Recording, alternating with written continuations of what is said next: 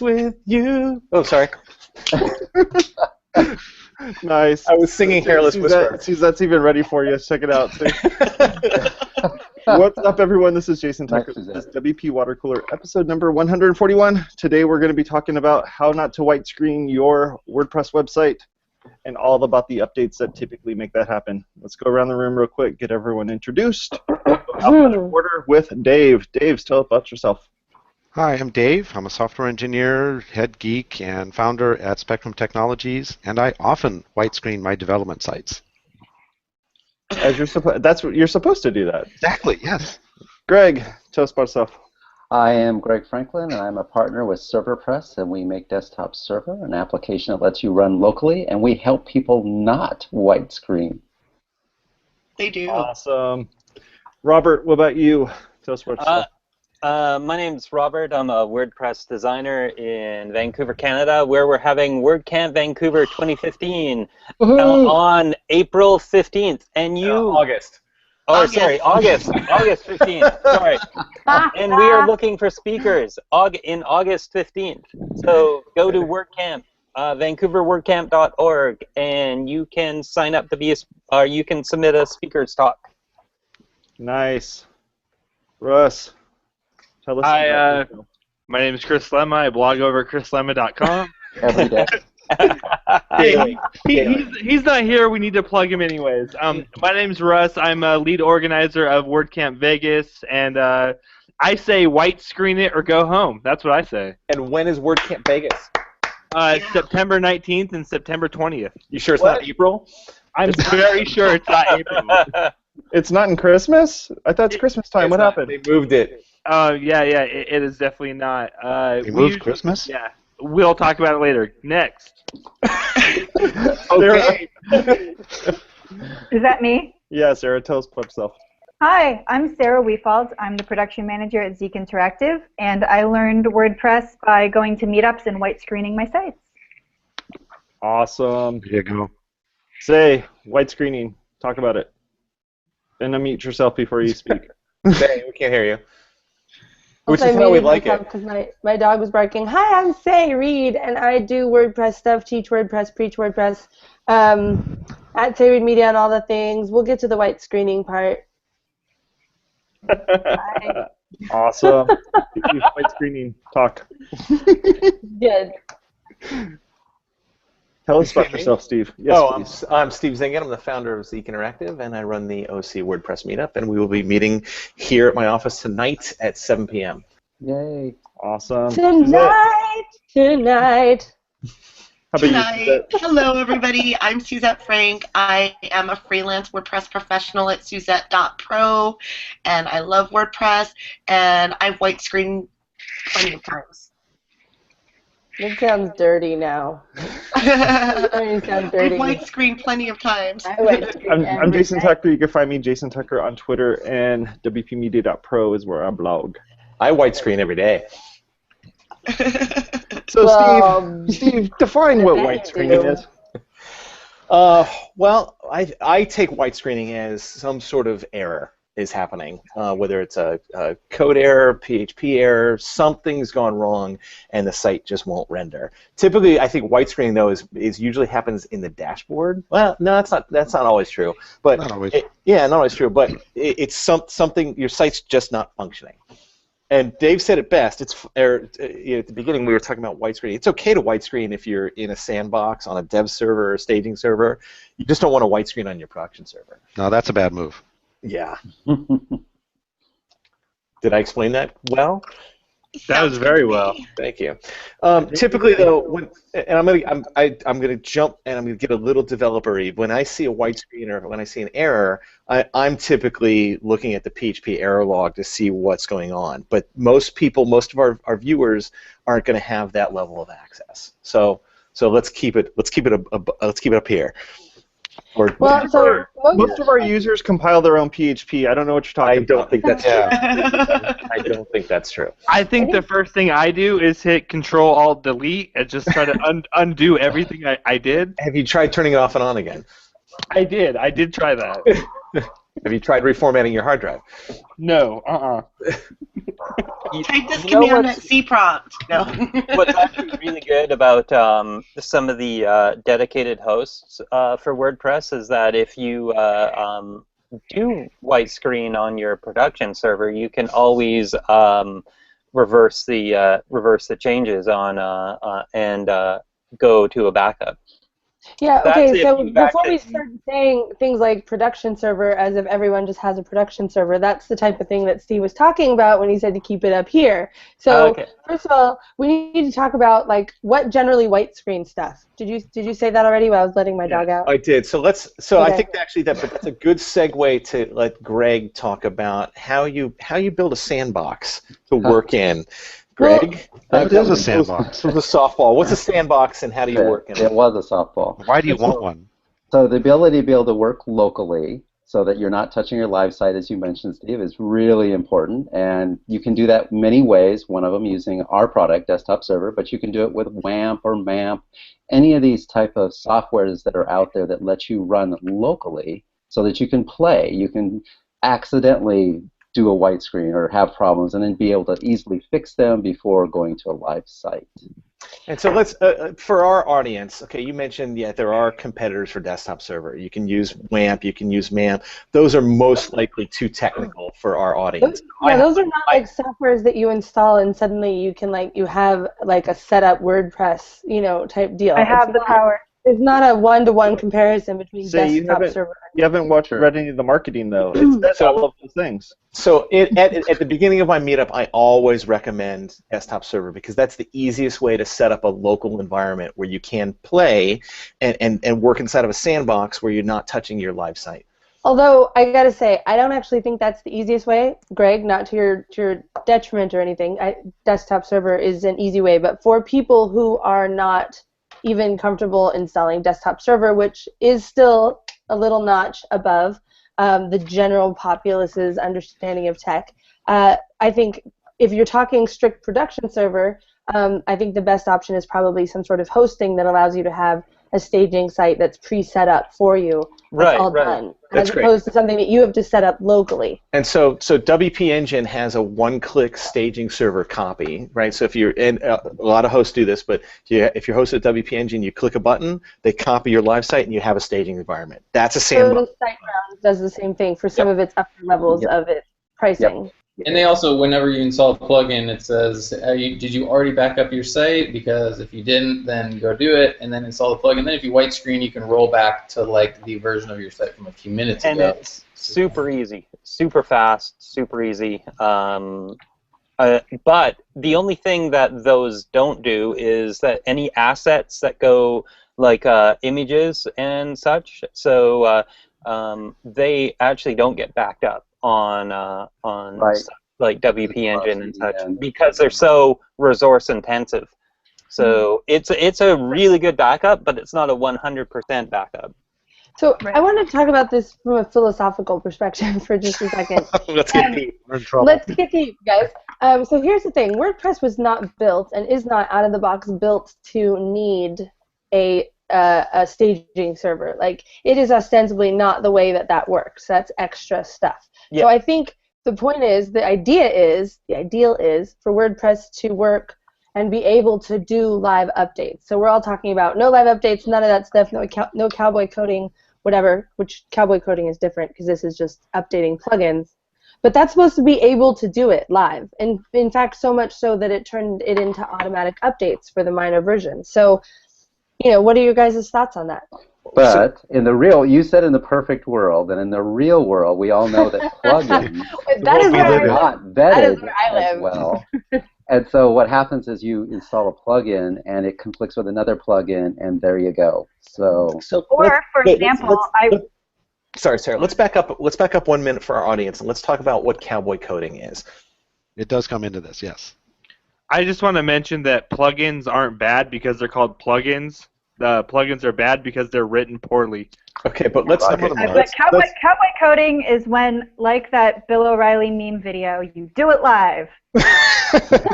On your production server, yes. You're making a change to your production server without testing it first. That's a loose definition of cowboy coding, right? So it really doesn't matter if you test locally using Desktop Server or something like that, or if you use WP Engine's create staging environment, as long as you're not doing that work on your production server, you're doing it off somewhere else, you're testing it somewhere else and making sure that it's going to work before you do it on the live system. So one thing I say in our meetups all the time is cowboy coding implies that you're writing code, okay?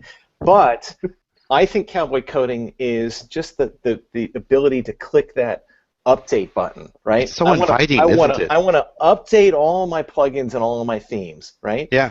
But it's an that option. in itself, it's supposed to be like that. I get it. I understand. But people always suggest that you should keep everything updated. But I get it. But that in itself is adding new code to your server, and I want to be very clear about that for our audience. Go ahead, Sarah. So just as an example, when WordPress updated, I forget which version it was now. I think it may have been one of the late 3 ones.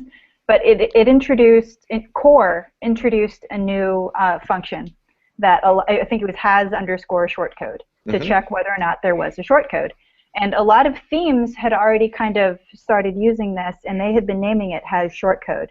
So I had to white screen a site that white screened because all of a sudden it was trying to call this function twice.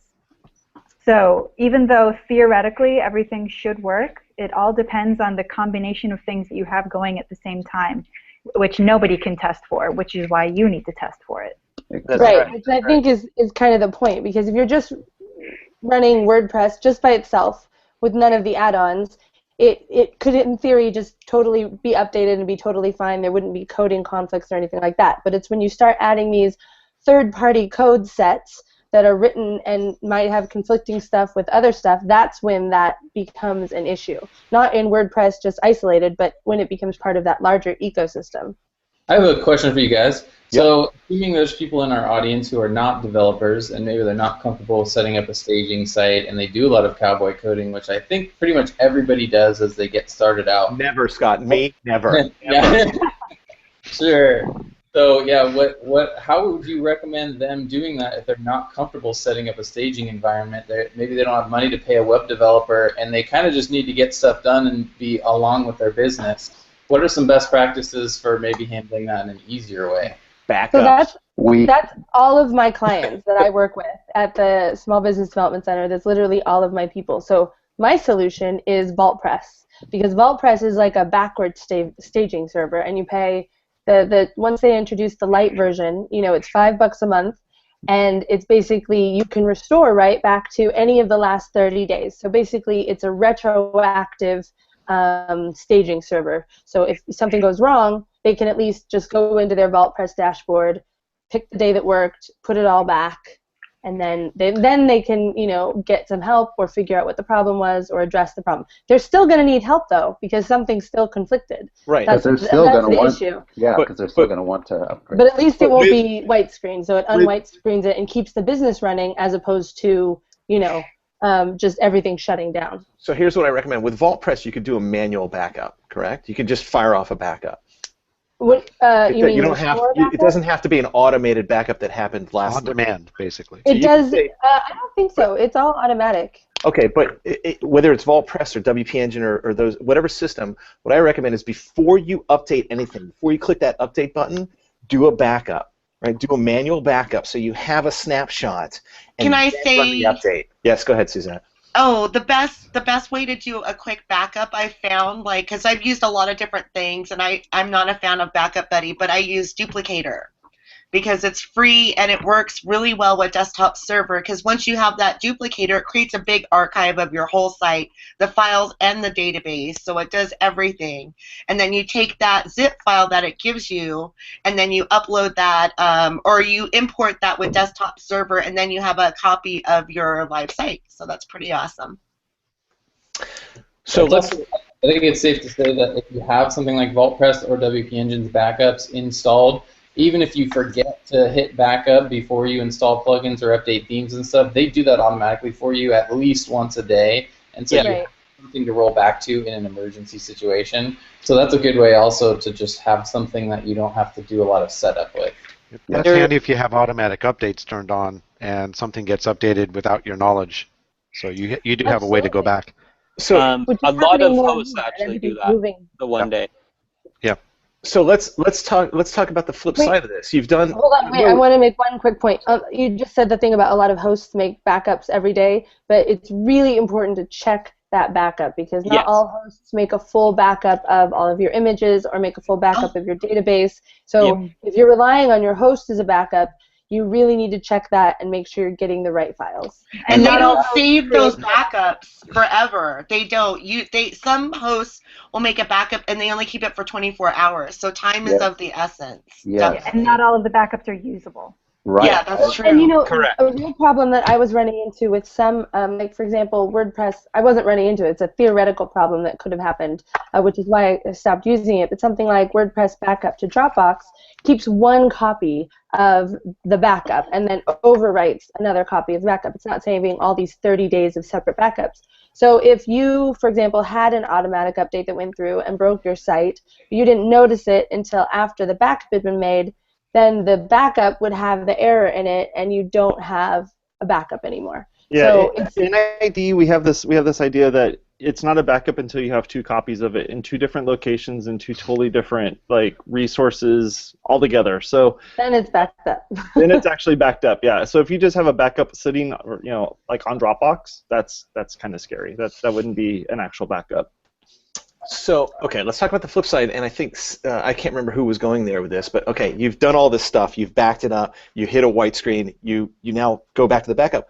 How do you get out of that white screen situation? Because you're still facing the situation, right? There's still a bug. Well, so, no, with VaultPress, it depends on how you got there. Yeah, with VaultPress you can restore it'll set your database back, it'll put everything back, so you click it and you go back. That's what I'm saying. That's what I'm saying. I've restored it. Yeah. Now what? So now you have to resolve the conflict. So one of the things that you can do is that if you can't get into your dashboard and you suspect it may be a plugin, you can actually just go into your FTP and start renaming folders. And then that will be enough so that we're Whoa. That's way too technical. What's an FTP, Sarah? No. I just meant from going into FTP and starting rename folders. Renaming plugin folders, calling them plugin folders specifically. Well, but what if it's your theme? Well, this is the thing. You have to note what you were doing. All right, time out. Let's break this down and see if we can get a little organized here. What's the first thing you should do? Steve, are you the one who's organizing us? Apparently. Well, Jason's got an echo, so I had to host today. Yeah. So what's the first thing that you should do? Panic. After you've chucked your computer through the window, what's the second thing you should do? Rename WP config. What's that? I agree with Suzette. Bring the site down locally, whether you use a desktop server or any of the other local host things, and start working on it from there. Okay. So you'll be working on it locally. See, I honestly think for a lot of people at that point, that's when you have to deal with the professional, and you call WP Site Care or you call Maintain, and you say, help me out with this, because at a certain point, it's worth paying someone. Like, if you're just a DIY user and you really, the idea of saying something like pull down a local copy of your site, you just start trembling, which is a real thing that happens. Just call someone like that's trembling, a pre-made support trembling system. Is a real thing that happens? To people who have no idea, we say these words and they're like, I don't just like speaking Klingon. So I have a thing called Geek Street. It's WordPress support. A guy called this weekend, and it was simply there was a .maintenance file, and that's the only thing that was restricting him. That's a very good point to what Say was saying is you call somebody who just knows where to go to look. I think that's what she was getting at. Exactly, and they can generally, if it's something like you were updating a plugin and you white screened, it's actually generally a pretty simple process. Like Sarah said, all you have to do is go into your FTP and rename a plugin folder. Fix the problem. But if you don't know how to do that, that is like climbing Mount Everest. Or you can just call me, and I will be happy to look at it for you. Go ahead, Suzette. What we're saying is, if you don't have the level of comfort or the knowledge to get into your FTP and things like that, then this ends at call somebody in. Yeah. But If you do, Jason, and Jason will put all of these resources in the show notes because we're talking over each other. but if So you first do screen you have, all the folders via FTP, and then call up somebody for help. I think that's the order, right? Oh no, we lost Say. We must have pissed her off. I was trying to figure out who we lost. She got dropped. Oh. She'll be back. So if you do have a level of comfort, you can go into your FTP and rename plugins in your plugins folder. Yes. And if that doesn't resolve it, then what I found in my various experience of white screening things is that it's usually something I did in functions.php. Yes. Yes. Most You of can it, rename whenever that I've file. white screened, it's because I did something stupid in functions.php. And that will actually allow you, if you've done something stupid in your theme, you can actually default to default theme, and then that will allow you to figure out what you did in your theme. But also, if you have a plugin that's white screening, then being able to turn them off and on is good as well. This is why. Have you tried turning it off and on again? This is why I put everything into a plugin just for this reason. Is I don't want to have to deal with themes or losing option data or whatever. You know, if it's a contact form plugin and it goes wrong, I find another contact form plugin and I move on. I don't have to deal with this kind of white screen stuff. But it does happen. Since we mentioned functions.php, I just wanted to mention really quickly a great plugin that I found. If you don't want to modify your functions.php, you can use a plugin called Code Snippets that allows you to put code. I mean, you could still white screen your site, though, so it's not foolproof, but you can at least put in the code snippets and then enable or disable them by chunk, by snippet, which is it's kind of like putting it, it's kind of like spinning things out into a plugin, but not, because it's all in It's a good way for testing, but I wouldn't recommend doing that for production. And we should mention also that WP-config, inside the WP-config file, there is a place that you can turn debugging on to true so that you can see where possibly something has happened. That's a good That helps to narrow it down a lot. Yeah, all of this runs on a web server that you can then go look at the error log if you get this geeky. Get into the error log and see, you know, online blah blah blah, you forgot a semicolon. Oh, I should go put a semicolon at the end of all of my sentences. I'm done. Yay, everything's fixed. And that's and so let's break this down. I mean, that's most likely what's going on if you're white screening. Is there's some sort of PHP error, right? If you just turn on a plugin, if you just added a plugin, most likely you've got some sort of naming conflict, right? Meaning a function was declared twice. That's pretty common, right? Or maybe the function has a short tag. Absolutely. I mean, there's a lot of little things like that that can go wrong, and so that's why having WP debug on will at least give you an indicator of what's going on. But we are getting kind of techie. Yeah, and to continue the techie theme, if you don't know where your PHP error log is, you can use WP debug log in your config file. Also, turn that on, and then it'll write those PHP errors to a log file in your WP content directory. Oh, that's fancy. Why isn't there a solution that if you hit something that kills PHP, the server will like roll back some of your actions and restore the site? Why is there not like a tool that does that? You could probably write an Apache add-on that would do that for you. It seems like a no-brainer. Like, shouldn't it just automatically do that? Like, hey, you just killed everything, so we're gonna roll some stuff back because it couldn't make it any worse, you know? So let's talk about another kind of code error, since we've only got a short amount of time, and that is a non-PHP error, a JavaScript conflict, right? So two plugins that use JavaScript, you know, often will have a conflict where you're not necessarily getting a white screen, but something has stopped functioning on the front end of your website. And that actually happens a lot of the times in themes as well, not just plugins, because they're poorly coded plugins themes or conflicting with themes. Yeah. Super heavy bloated theme forest themes. I get that a lot, or you get some sort of crazy CSS error.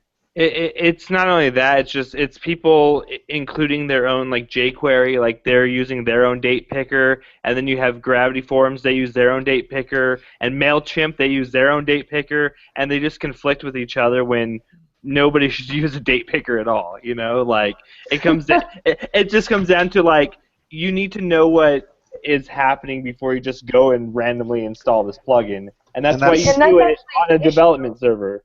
Yeah. That's an issue though, because you have all of these plugins and themes that are running around the internet, and people are just installing them because they're like, oh, cool. You know, they're just like, this will work, and then they install something, and they might not even notice right away that it's broken, but there's a conflict later. Or I've even had a lot of plugins lately conflict with Jetpack, which is interesting. That is a problem. And that's another reason why you should do this kind of work locally with Desktop Server or an equivalent or on a staging install. So you can push that button and say, see what this does. Not on a production server. Or if you're not comfortable doing that, then either keep your site super simple and don't use a lot of plugins. Keep things simple, and then you don't have to worry about all of these updates and conflicts, whatever. Or hire somebody. You know, you could also, if you have a white screen, you could just bring it to WordCamp Vancouver, and we would have a happiness bar there. Yeah, go to a meetup. That's actually a good suggestion, though. Yeah. Go to a meetup. Go to a local person, and if one of us saw at a meetup, your screen, and it's like the maintenance screen that just needs to be deleted. We'll be like, here, okay, it's gone. That'll be $200. Yeah. Well, how many people have seen that tutorial? Oh, just add this to your function file. It's really easy, and then it's like, no, it's not. No, it's not. That is walk away. Walk away. I have a problem then with you copy WP that Beginner opening in some PHP points. tag and paste that into your functions file, and that's a problem. Oh, yeah, simple things. Yeah, because that never something that- happens. Wait, Dave, you're not allowed to nest PHP open tags? Oh, dude. Well, actually, again, I don't want to get too technical, but not all servers are created equally. So if you have a short PHP tag that's just the open parens and the question mark without the little PHP, some servers will just choke on that. Yeah, if they're not configured to use short tags. Exactly. Yeah, that can That's kill bad. them. And I've seen some plugin authors do that. I've had a lot of plugins that have violated that. Yeah. That's terrible. Yeah, they're And supposed to there's catch that some when they do the Plug review in on them. jail. There's some plugins that just don't work on certain hosts also. 1&1 has a lot of conflicts with certain plugins and themes and stuff. They're just like, sorry, this theme doesn't work with that host. Which, you cut out there, say, what plugin were you talking about? Oh, just there are plugins out there Proverbial. I've used that say, we don't work. Are you on a 1&1 or a GoDaddy server? We know it's a conflict. Sorry. They're just silly. One-on-one or the plugin? Hey, we're not gonna pass judgment here. No, we wouldn't want to do that. But so when is WordCamp Vegas Vancouver? again? No, WordCamp Vancouver is August 15th. Okay, Saturday, thank you. August 15th. Okay, thank you. WordCamp Vegas is September 19th and September 20th, and the after party is going to be at Papa Roach concert. Really? I wished it could, but we don't have enough in the budget. Unless a really cool sponsor wants to make that happen. And WordCamp LA is the following weekend, which is September 26th. I'm going to be Yeah, at I those. was going to say that. So that is basically- coming up. The after party for that will not be at a Papa Roach party. Because Faye is organizing and it will be awesome. It will not be. No, it's actually WordCamp LA is going to be at a Nickelback concert. Oh. So please, we need speakers for Vancouver. WordCamp Vancouver. The call for speakers is open right now. We would love any Americans are welcome. Just I've been to WordCamp Americans? Vancouver. Do we need a It is passport? such a great town. Yes, you need a It is really passport. fun. Sorry, but it's a great city in August, It and is. it's tons of fun. And Vancouver is would a love having you. city. It is a fantastic city. They have Yeah. like coffee shops everywhere, little 24-hour coffee shops, and people just hang in them and stuff all day. It's like awesome. Mm-hmm. And that is about it for today. Make sure you go to our website, WPwatercooler.com, and click on the links there. You can also hit the subscribe buttons there, too. If you just want to listen to us as a podcast, you can go into iTunes and subscribe there. Thank you very much for all of you for being on the show today, and you have a good rest of your day. Thanks, everybody. Bye, everybody. Bye, y'all.